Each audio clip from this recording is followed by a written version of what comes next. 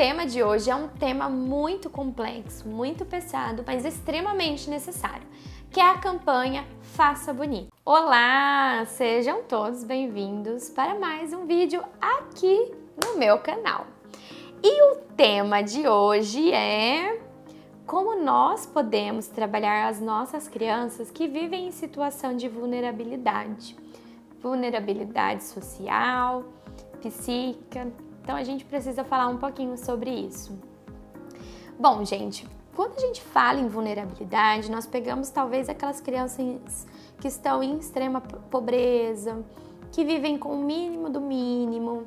Então são aquelas crianças que talvez não tenham um suporte familiar e que não tenham nenhum suporte governamental. Então a gente precisa entender que isso muitas vezes acontece de base, né?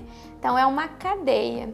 Nós sabemos que nós, seres humanos, não somos seres humanos que vivemos por nós mesmos. Nós vivemos numa cadeia, como se fossem os animais, onde tem o rei, que seria o leão, né? O rei da selva, onde tem os outros animais e vão vivendo, tendo alguns animais que a gente vê em situação mais vulneráveis.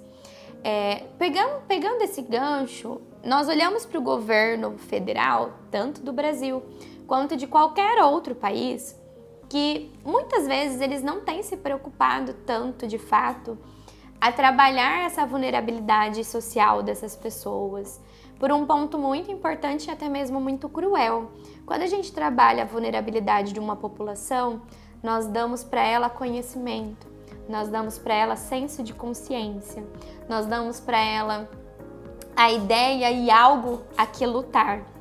E aí é muito mais difícil para o governo, né? E aqui eu não estou dizendo de nenhum partido político, estou falando de governos em si. É muito mais difícil para eles governar e se manter no poder. Porque é muito mais fácil a gente trabalhar com pessoas que não têm a informação ou que talvez tenham um menor intelecto na hora de decidir algo, do que a gente trabalhar com pessoas que são extremamente inteligentes e que, vamos dizer assim, e que tem esse senso de questionamento, né? E o senso de questionamento a gente só cria através de ter uma base de fato, uma base familiar, uma base de estudos, né? E quando eu falo aqui em inteligência, eu não estou querendo dizer que pessoas que estão em uma situação de vulnerabilidade não têm a inteligência. Muito pelo contrário, são pessoas que têm sim inteligência, que têm sim algo para agregar, mas são pessoas que precisam ser desenvolvidas a esse ponto. E o que eu quero trazer aqui para vocês diante dessa discussão? Que mesmo que essa pessoa vive em situação de vulnerabilidade, dentro da Gestalt terapia, nós temos uma forma de funcionamento que se chama ajustamento criativo. O que é o ajustamento criativo? De uma maneira bem grosseira, sem muitos termos técnicos, é a forma que nós nos ajustamos diante de situações que nós vivenciamos.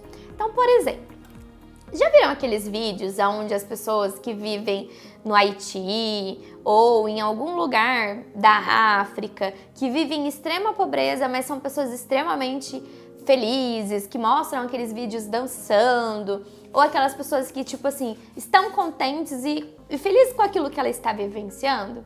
Isso seria uma forma de se ajustar diante de situação da minha vivência. Quando eu perco uma pessoa na minha vida, e aí eu consigo refazer a minha vida, eu consigo reformular os meus caminhos, eu consigo encontrar uma nova perspectiva de vida, isso se chama ajustamento criativo.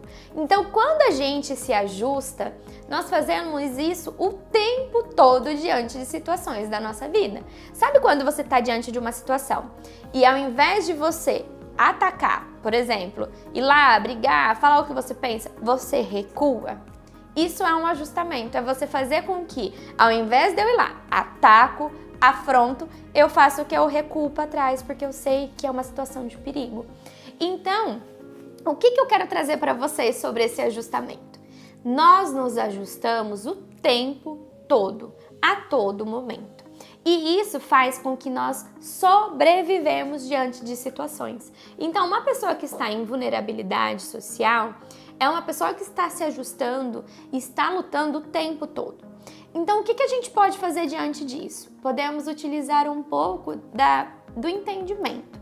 Por exemplo, nós sabemos que nos governos, pelo menos aqui do Brasil, existem alguns apoios a essas pessoas, apoios sociais, que a pessoa pode ir num CRAS, num CREAS, né? E ter alguma ajuda, ou financeira ou de alimentos. Então isso é algo que é um direito desta pessoa que está vivendo dessa situação. Um outro ponto que a gente também pode estar procurando nós entendemos que a psicologia, muitas vezes, as pessoas têm um olhar que ela é muito elitista. Então ela é muito para pessoas que têm condições financeiras. Mas hoje, pelo menos aqui na minha cidade, em outras cidades que eu também conheço, existem vários projetos sociais aonde fazem atendimentos social de maneira gratuita ou de maneira simbólica. Por exemplo, na época que eu fazia faculdade, se a pessoa não tinha condição nenhuma de pagar o tratamento, eles levavam 1 quilo de alimento, ou às vezes nem levavam nada. Então a gente vai trabalhando dentro dessas possibilidades. E se você mora numa cidade ou até mesmo conhece algum tipo de ONG ou algum tipo de local que faz atendimento, procure um atendimento. Ali você vai encontrar novas maneiras de se ajustar, novas maneiras de enxergar a sua vida e até mesmo novas maneiras do seu filho de se desenvolver. Porém, nós sabemos que isso não acontece em todas as cidades, né? E a gente entende que existem algo que vai para além. Então, o que você, pai e mãe, pode fazer? Você pode entender que tudo aquilo que você passar para o seu filho é o que vai ficar para ele como um grande ganho. Então, mesmo que vocês vivem em situações onde você olha e enxerga que não são situações favoráveis, tente extrair o que tem ali de bom. O que dá para vocês trabalhar diante disso? De que maneira vocês possam desenvolver essa criança? Uma vez eu ouvi de um professor que viveu numa situação de extrema pobreza aqui no Brasil, na época da ditadura, que a mãe dele, ele contando, hoje ele tem 90 anos e o nome dele é Jorge Ponciano. Ele estava contando pra gente que a mãe dele não tinha condição financeira e nem ele. E que ele sempre foi uma criança que tinha muita dificuldade na escola. E essa dificuldade na escola que ele tinha fazia com que ele reprovava. Então ele reprovou quase todos os anos que tinham lá dentro da escola. E quando ele terminou e ele resolveu ser padre naquela época, o pai dele foi e comprou uma caneta de pena, que naquela época era o tipo de caneta mais incrível e luxuosa que tinha. Então o pai dele trabalhou várias vezes, guardou o dinheiro e comprou uma caneta para ele. E ele disse que os irmãos dele olhou e falou assim: "Ah, mas por que você está comprando essa caneta para ele? Ele não sabe nada, ele é burro, ele não sabe aprender." E o pai dele olhou e falou assim: "Eu estou fazendo a minha parte." Então, gente, às vezes vocês fazerem a sua parte, não necessariamente precisa ser uma caneta. Mas para ele essa caneta teve uma extrema importância porque foi a pessoa que olhou para ele e disse: "Você pode, você consegue." E não teve o olhar que todas as outras tiveram, do tipo: ele é burro, ele não consegue, ele não é inteligente, ele é uma pessoa que está com algum tipo de situação, ou ele mesmo é preguiçoso, como ele mesmo já trouxe quando ele contou essa história.